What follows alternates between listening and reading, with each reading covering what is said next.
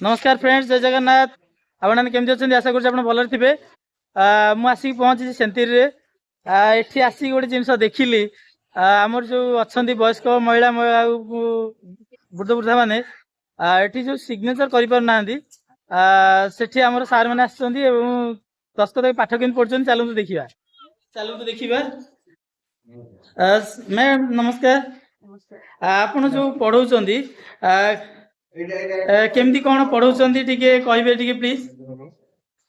हमर उल्लास माध्यम साक्षरता कराउची लोक मानकु आज से मानकर परीक्षा अछि पाठ पढ़ा तो तंकर आगरु चली थिला परीक्षा चली। अच्छा एठी सर अछंदी। सर नमस्कार।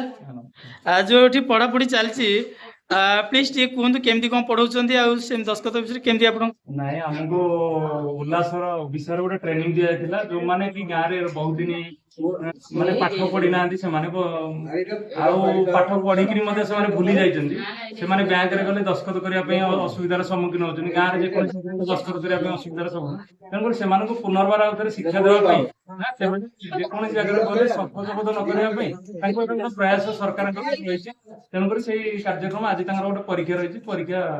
अच्छा एठी खाली चलची ना आउ सब बडे चलिवो हम ओडिसा सारा सब ओडिसा सारे चलिवो। Thank you sir. तो देखिबा जो माउसी मौसा माने पढुचंदी कोन करचंदी पचारिबो जे माउसी कोन चलची एठी कोन करचो पाठ पढुचो सरकार के तरफ जो सुविधा मिली छी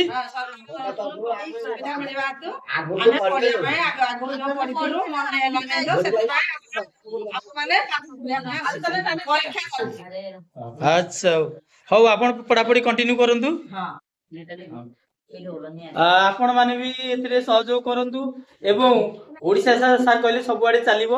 आ आपण माने जदी भी चाहुचंदी जो माने भी अछंती दस्खत खंडे करि पाउना गवर्नमेंट तरफ रु सबुठी सुविधा दिया जाउची एवं सब तार लाभ नियंतु। रहउची जय जगन्नाथ।